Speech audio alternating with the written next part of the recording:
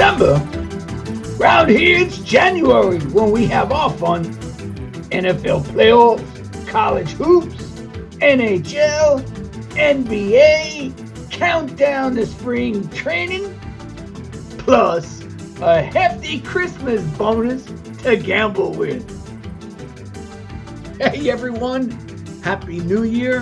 This is Will O'Toole welcoming you to the new editions of Park Ridge Sports History 2023. And in this episode, I would like to take some time to spend with the potential NFL playoffs. And I don't know, maybe you can figure out what teams might get to the enchanted land of Super Bowl Sunday.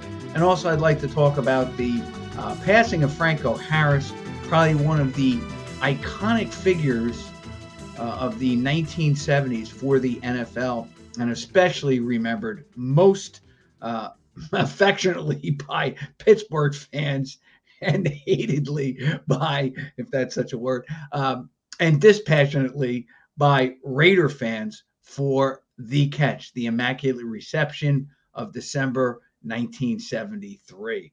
So with that, I just want to start off with the new year with a little levity, but also some sadness with Franco Harris passing away. And I recently did an article on Franco Harris. And although he wasn't, and this is what my article goes on to say, basically, he was a very solid player, a key figure in that Steel Curtain team, obviously known more for its defense than its offense. The offense was definitely blue-collar, lunch pail. They just got it done. Never had what we would consider a high-octane offense, but it was mostly, it really mirrored the culture of the Pittsburgh franchise and also of its fan base. And that was just lunch pail, just assembly line, really just clockwork, just did their job. And Franco really epitomized that. He never had glowing statistics. He was just workmanlike in all that he did. However, that workmanlike type of approach to the NFL led him to obviously to the Hall of Fame, led a number of players and personnel of that Steeler team to the Hall of Fame. I think I counted about 14 players were associated with either the 74, 75, 78, 79 teams that won the Super Bowl. And of course, just naming a few, you have Bradshaw, you have Franco Harris, you have Mean Joe Green, you have Jack Lambert, you have some of the front office personnel who also made the Hall of Fame. The Rooney family, of course, was part of that. They owned that team, hadn't had a sniff of playoffs in about 40 years, owning that team. And then December 23rd, 1972 came along, and down 7-6 with seconds to go. The throw by on a fourth down play, it really was just Bradshaw didn't throw it up for grabs. He did have Frenchie Fuqua in the flat, but he got drilled, flattened like a pancake by Jack Tatum. And the ball on every play that you see on that, it ricocheted, ping pong, deflected, whatever you want, but it bounced off one or both players. The camera still doesn't know which maybe players it bounced. It had to hit one of the players, though. There's no question that it hit the players. Bounced backwards, and Franco clearly does pick it up inches off the ground and then gallops. I don't know if that's even a good word for Franco, but he manages to rumble his way across the end zone and give the Steelers their first win ever in NFL playoff history, beating the Raiders. And of course, there's been a lot of controversy surrounding that entire play. Was it legal? Because at the time, the ball couldn't touch two offensive players in a row. But if you take a look at some of the angles, and this is what I always laugh about with the camera angles, the cameras were employed in the game to end any kind of controversial call that a referee might make on the field, and that the camera and the angles of the camera were going to, without a doubt, were going to clearly state what the play entailed. And yet every camera angle that they had, and they had 6 cameras set up, doesn't really enlighten anybody. And really, when it comes down to it, probably officials made the correct call on the field. Now, yes, I was rooting for the Steelers. No, I'm not a big Steeler fan per se. I love Tomlin. I think he's a great coach. I love those Steeler teams in this, although I didn't root for them in the Super Bowls. I rooted for the Vikings. They lost. I rooted for the Cowboys twice. They lost. I didn't root for the Rams. I'll tell you that. I never liked the Rams. So I did root for them there, and they did win the Super Bowl. Their 4th, basically, in about 6 years. They were just an incredible bunch of players. What people don't realize, though, if you take a look at all the different camera angles, and I've been reading more and more about it, they had 6 cameras, NBC, on basically on the field, and none really captured Franco in the flat catching the ball. It's kind of there was an end zone camera that was set up, and you kind of see him off to the side. He scoops up the ball, and even that's the wrong verb that I'm using here, scoops. No, he actually catches it just like this, as I'm pointing my hands up here, inches off the ground. It was a remarkable play. It definitely defines Franco's career. And like I said, he was workman-like, blue collar, really already beloved by Steeler fans because he had matriculated at Penn State, had some success there under Joe Paterno and the Nittany Lions. I think their last year they were 11-1, and then I do remember he and Lydell Mitchell constituted the backfield for that Nittany Lion team. They go on to the Cotton Bowl, drill the Texas Longhorns in the Cotton Bowl. He gets drafted. So does Lydell. He had some pretty good years too with Baltimore, but it really is Franco who, really by the luck of the draft, whatever you want to say, he's the one who lands, even though it was Lydell who was the All-American halfback for the Nittany Lions, and he was the one who gained most of the yardage for the Penn State backfield. Anyway, I'm digressing as usual. Franco goes, starts immediately. The Steelers, I think I figured out, they had an incredible winning percentage once Franco gets into the backfield and starts all the games for the Steelers. I think over 9 years, they made 8 or 9 consecutive playoffs. He does end his career with Seattle, trying for the Jim Brown record for rushing yardage. His was really not a glamorous thing like an OJ where he had 2,000 yards in one season where it stood out. No, he was workmanlike. But that play and why it was so important, people forget this. They do beat the Raiders. And the following year, because the NFL had a different way of the playoff and who would be home team and who would be the away, they do host the unbeaten Miami Dolphins. And if I can remember correctly, that game was tightly fought as well. It wasn't a blowout in any way, shape, or form for the Dolphins, who were also what you would consider a workman-like team, at least on offense. They didn't have the glamour stars on defense that the Steelers would later have with L.C. Greenwood and, like I said, Mean Joe Green and Andy Russell and Jack Ham and Mel Blount and Jack Lambert. I don't know whether I mentioned him already, but they wouldn't have the glamour guys. They had the no-name defense, which was very effective.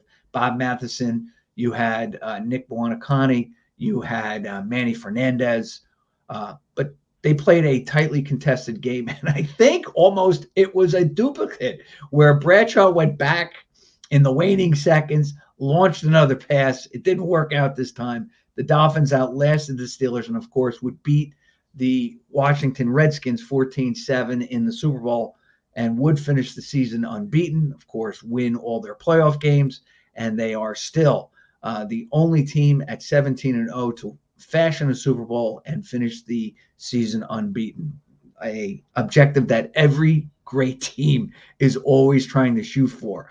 And really, when you think about the last 2 teams that got close, and I was doing some studying with the Super Bowl. Last two teams that got close, the Bears of '85, they got beat, of course, on a Monday night by Miami and Dan Marino. And, of course, the recent New England Patriots, who were, of course, frustrated not once but twice by the Giants in the Super Bowl. And the one that really killed them was when they were going for the unbeaten record. And, of course, they would have been what? Probably 19-0.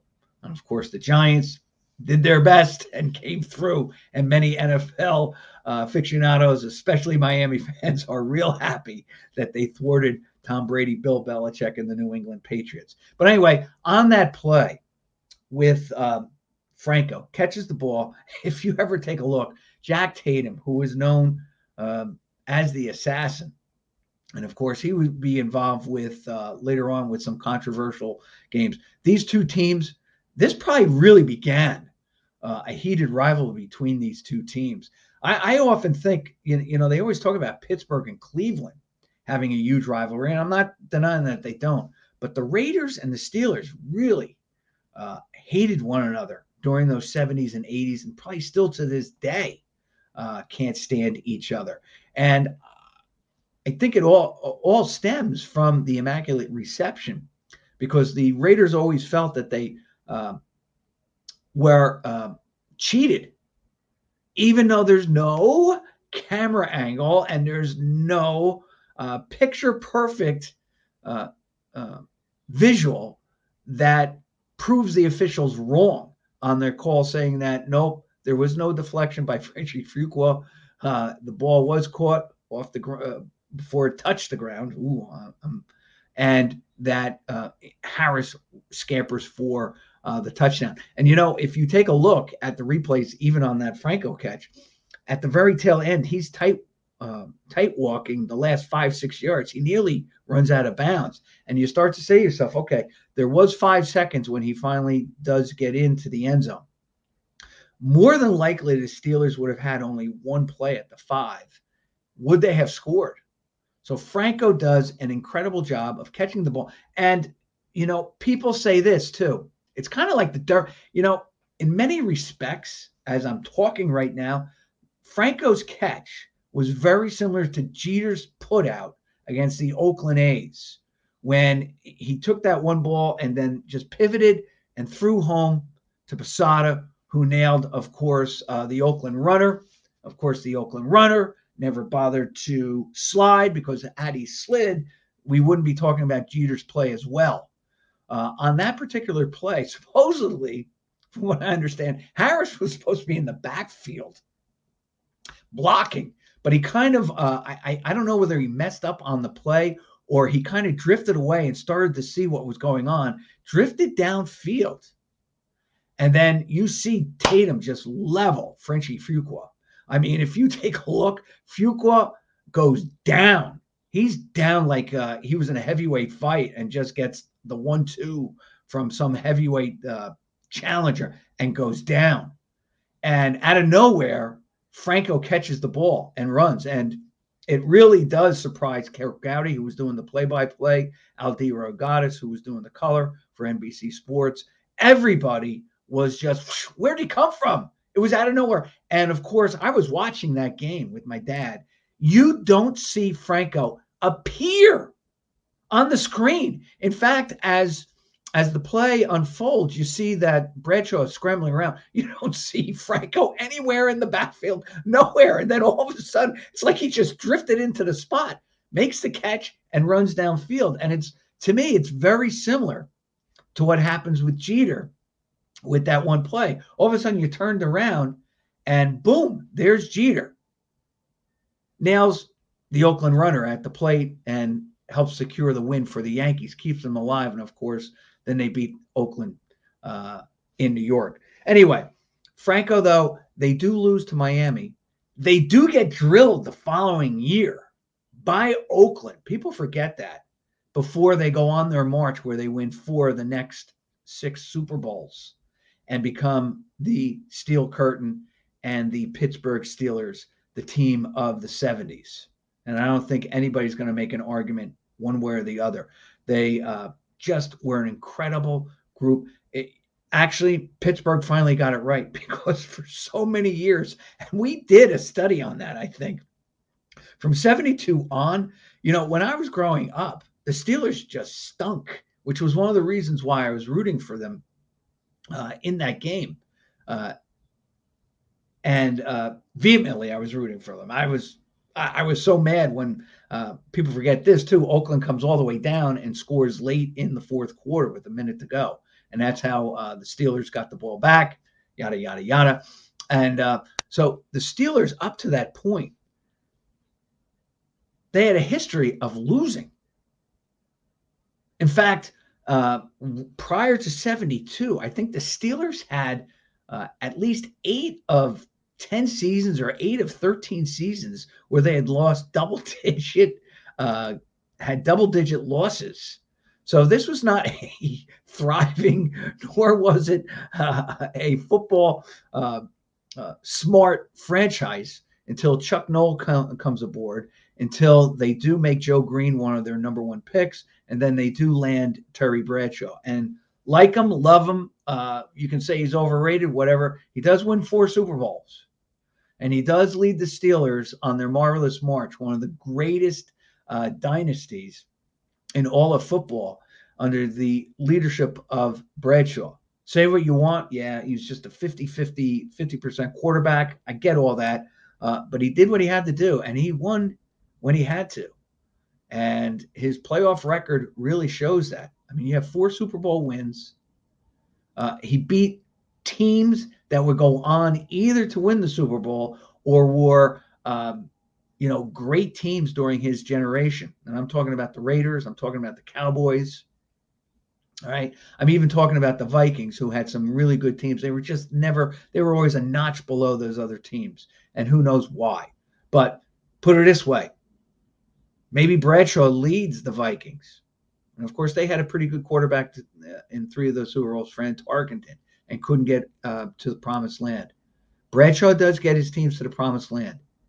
And really, when you think about it, he doesn't have great offensive players behind him. Franco, like I said, statistically speaking, yeah, he averaged 4 point some yards a carry, but he's not one of those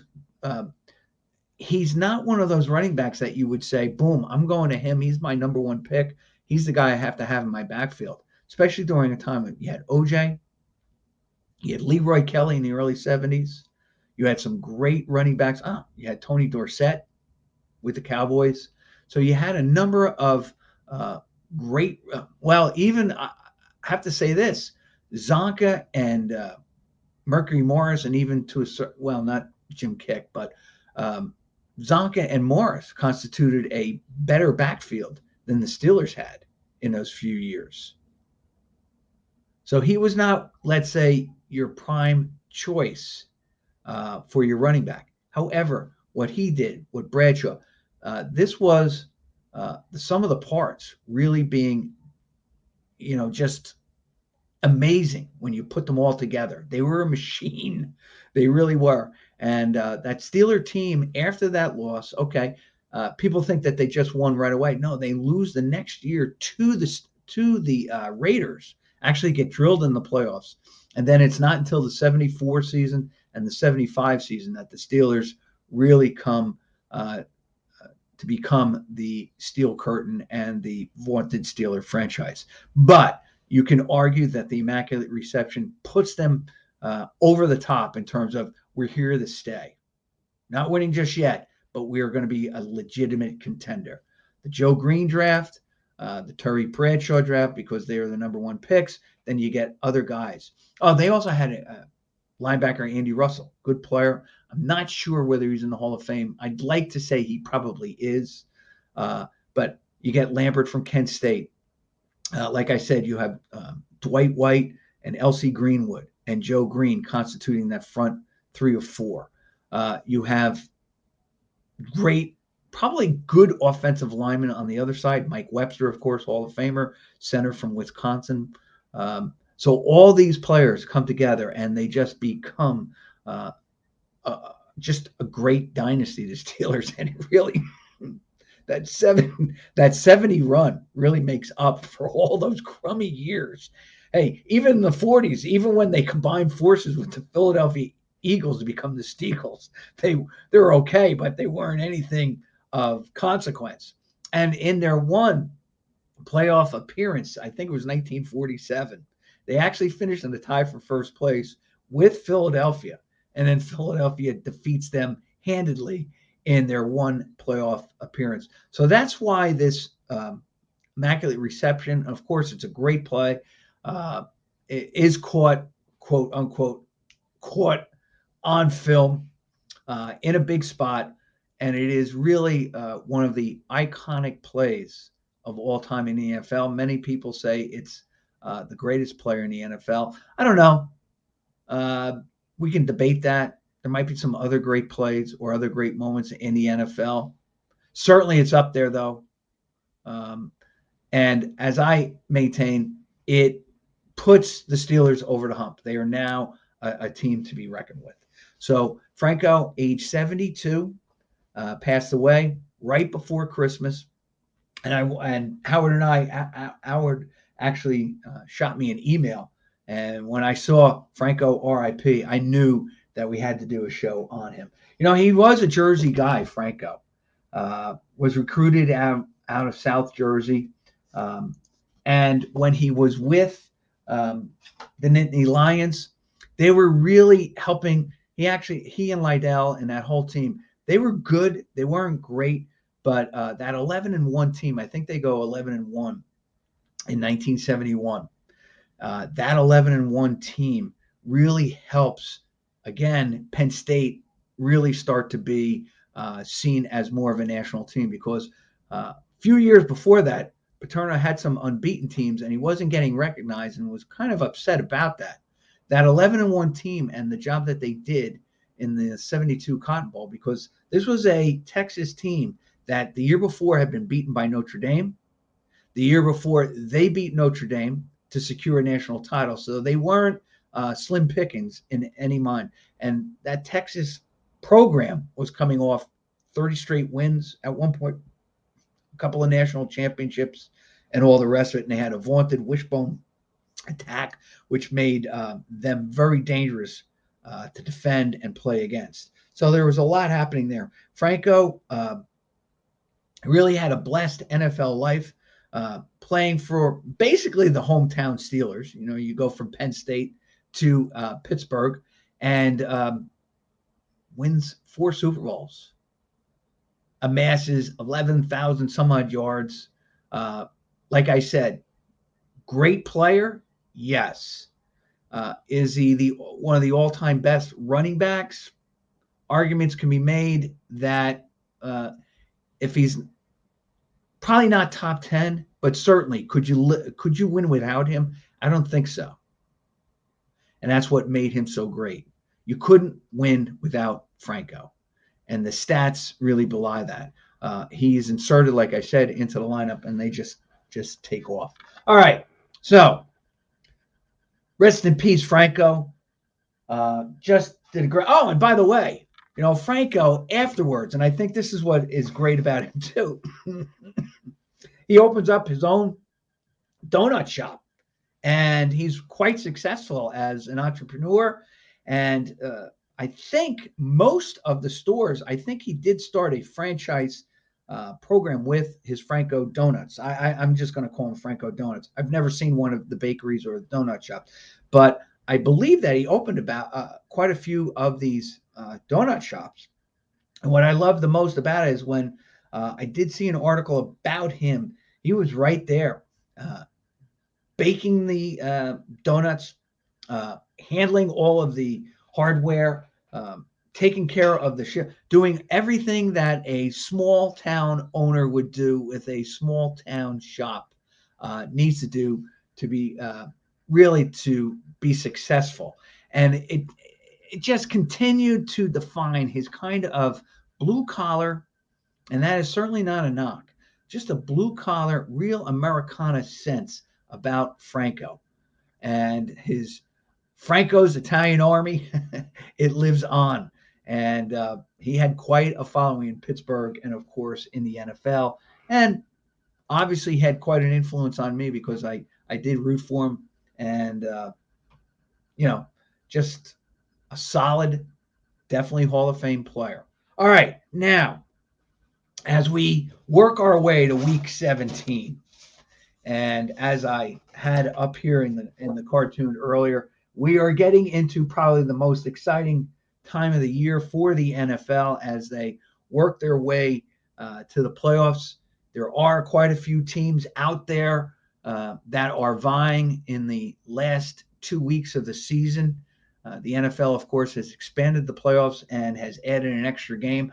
And as I've said on past shows, I really believe what they're going to do is that eventually you're going to see the Super Bowl played on President's Weekend. And I've even made the statement that all they have to do is, if they can't get the players to concede to another game during the regular season or even extra teams in the playoffs, they can simply just do this. And this might be healthier for the game. And that is just provide bye weeks for every month of the season for the teams. So you could have a bye week in September. I've said this before. You could have one in October and in November. Maybe in December and January you don't have one. Maybe you do, though. Maybe you play September, all your games, right? You started after Labor Day. Or, the Labor Day weekend, that Thursday night. So you'd have 3 games there. So you don't really need a bye. You have one in October. So now you're up to 7 games. You have one in November. So now you're up to 11. You have one in December. Now you're up to 15. And then January comes and you have 2 games. So that's 17 weeks. And then you start the playoffs like the 3rd week in January. If you have expanded playoffs like they do now with the 7, so only one team gets a bye in each league. So you have 3 games. So you have 6 games the first week. That gets you down to 4 teams in both leagues. That gets you down to 2 teams. And then that gets you to your Super Bowl. So that would be 4 weeks. So if you're starting this the 3rd week, think about it, in January, you're talking about, let's just say, the 23rd, the 30th. Then it's the 6th of February. Then it's the 13th of February. If you give a week off between, let's say, for the Super Bowl, or you just play it, now you're up to the 20th of February. Or you could start it, the 3rd week in January and still get with a week off, and you play, let's say, the All-Star game that week. You would still get the Super Bowl on President's Day. But it would be all about giving the extra time off. You could also placate the players by also saying, we're going to add some extra players permanently to the roster, right? So you add maybe 2 extra players for both teams to the permanent roster. So it brings it up, let's say, from 44 or 45 to, let's say, 47 or 48 that, coaches can have for each week. And you still have, let's say, that taxi squad of players that you can pool and use when injuries go down. But I really do believe that the NFL is going to eventually have Super Bowl Sunday on President's Weekend. Now, will it interrupt the NBA? Probably. What they could do, who knows? You could push the NBA off a week for their thing. They may not want to give it up. But when there's terms of money, I don't know, maybe the NFL shares a little bit. Say, hey, listen, if you give up that weekend, because that's when the All-Star weekend is usually played, they give them a percentage. Who knows? But so much clamoring for having the day after the Super Bowl, because here's what happens. The Super Bowl is played. It's usually the last time that people get together during the winter. They usually have some nice parties. People usually, the same people usually host it or whatever. The game starts anyway at 6 o'clock. The game doesn't end until 11 if you're lucky. Probably more like 12 o'clock now on the East Coast. So people would like to have that day off. They have President's Day weekend off. Well, now they can sleep in on Monday and really have a nice time celebrating with family and friends again on Super Bowl Sunday, especially if their team is in it. Now, that being said, I just wanted to do this real quick. I want to get the stats for the possibilities of teams making the playoff and the likelihood they can win. I'm just going to give you just some stats I've seen, and I'm just using the standings. Okay, right now you would have to say you got the Bills, the Dolphins, the Bengals, the Ravens, the Jaguars under 500, the Chiefs, and the Chargers. So you got 2, 3, 4, 5, 6, those 7 teams in the AFL. Look at what I'm saying, AFL instead of the AFC. Anyway, here's what I found was interesting. If you wanted to look for possibilities, and I know that you probably have gamblers or let's say the betting websites, they have probably all this done. I'm just doing a simple thing. I only found there's only been 2 teams that have ever won the Super Bowl with fewer than 10 wins. And that was Green Bay the second year, 1968. And of course, the New York Giants in 2011, who were 9-7. The interesting thing about that Giant team, they were 9-7. They had the fewest wins and the most losses of any team that won the NFL Super Bowl. Pretty wild when you think about it. And of course, they beat the dynasty team of really the 21st century, the New England Patriots. And they did it not once, but twice during that run that they had. So pretty interesting that the Giants both hold the fewest wins and the most losses. Now, before I even say that, I know that Washington in '82 was 8-1, but that was the year that the NFL went on strike, so they only played 9 games. Okay, so technically the Giants don't have. I'm talking about a full regular season, because even if you think about it, Washington is 8-1. They probably would have finished the season 16 games. They had maybe another 5 or 6 to play. They probably would have won 4 more, so they probably would have been like, let's say 12-3, 12-4, probably 13-3. Okay, so Giants 9-7. Ready for this? Here's another thing. So if I'm looking, and I'm even saying right now, you'd have to say any team that doesn't have 10 wins is a goner in the AFC. So you're down now to the Bills, the Dolphins, the Bengals, the Ravens, and the Chiefs if the season ended today. All right. Then I was looking at this. Only 3 teams have ever won the Super Bowl with a tie. Now, nobody has tied in the AFC that are in contention. All right. So none of the playoff teams. But I believe in the NFC, you have, let me just see if I can wind this in here. In the NFC, you have the Giants and Washington with each a tie. They tied each other.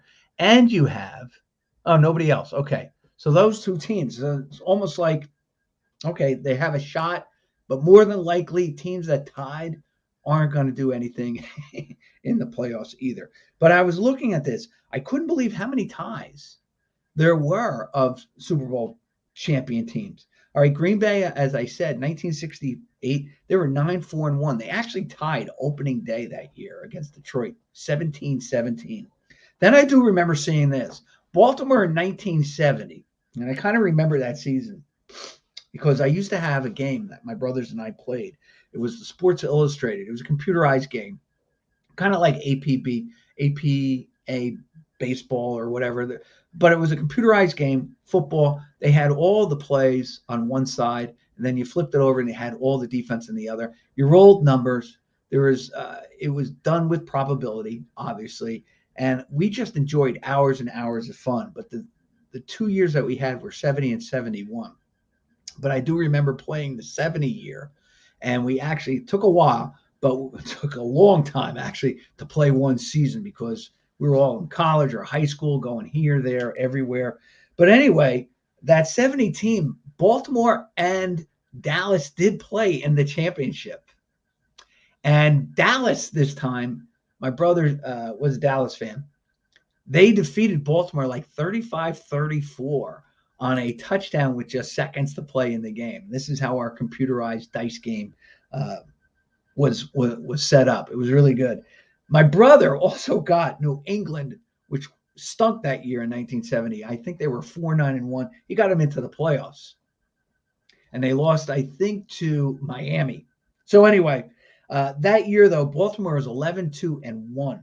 They had tied Buffalo in Memorial Stadium, and the reason why I know this game so well is that I love to go to various websites and look up NFL games from the past, and they'll do this week in the NFL.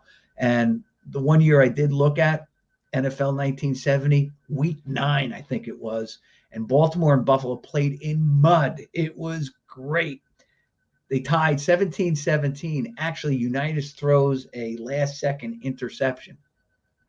Buffalo runs it back, and Buffalo tried. I think Lou Saban was their head coach at the point. I think he tried to kick a 65, 67-yard field goal in the mud. It was incredible. Came up way short, but I give Buffalo credit. They did tie that year there. I think they were 3-10-1 or 4-9-1. It was one of the first few years of OJ in Buffalo. And also, Pittsburgh in their first run, they were tied. And here's the wild thing. They went to overtime and still tied Denver. And they finished the season 10-3-1. And then, of course, defeated the Minnesota Vikings in kind of a very boring game. I think it was 2-0 at halftime in favor of the Steelers. And it wound up like 16-6. It wasn't really a good game. Actually, there was some good defense played on both sides by both teams, actually. And that's what I mean. And actually, that game probably really embodies everything about that Pittsburgh franchise and that dynasty team. 16-6. Their defense didn't budge. Their offense scores just enough points. You know, Franco, I think, maybe rambled for like 60, 65 yards in the game. You know, Bradshaw, kind of a mediocre, let's say 10 of 17 passes, one of those type of games, okay? But they won the game 16-6, and of course they get the initial lead with a safety on Minnesota. So then I was also looking, ready for this, probably after the Giants, the most losses sustained by Super Bowl winners. And of course, I have to, there's a caveat here because obviously the league has expanded from 14 to 16 games in my lifetime or since the Super Bowl has originated. But Baltimore, the New York Giants, the Baltimore Ravens, I'm talking about the Green Bay Packers later on, they were all 10-6 and they win the Super Bowl. I saw a lot of, let's say, 10-5. Most teams 12-4, 13-3. Baltimore, of course, was 11-2-1. There was a number of teams. I couldn't believe this, and I do recall this now. Obviously, the Bears finished 15-1. The Dolphins 14-0. And I forgot this, but the 49ers finished 15-1 one year. They had a couple other years where they're 14-2. And one of their worst seasons, I think I did have this in here. They either had 5 or 6 losses too. So I got to put San Francisco in there as well. I think they had 6 losses as well one year. And then they do win the Super Bowl. Maybe I just forgot them here. But anyway, I was looking at that and I said, gee, we never made a big deal with Frisco with the 15-1 mark. And I think the reason is that they, unlike the Bears, the 49ers that year lost early and then went on. Okay. So then here's another interesting thing. And you can do all the research here. I didn't have time really today. But I was looking at the number of teams that lost twice to the same opponent that go on to the Super Bowl. The 83 Raiders lost twice to Seattle, but beat them in the playoffs. The KC Chiefs in 69 lost twice to the Raiders and beat them in the championship game to go on to the Super Bowl. And I think there was one other team that I saw, but it hasn't really happened all that much. Oh, the Giants, 2007, were 0-2 against Dallas, but beat them in the playoffs. Denver, was there any other? Oh, I know.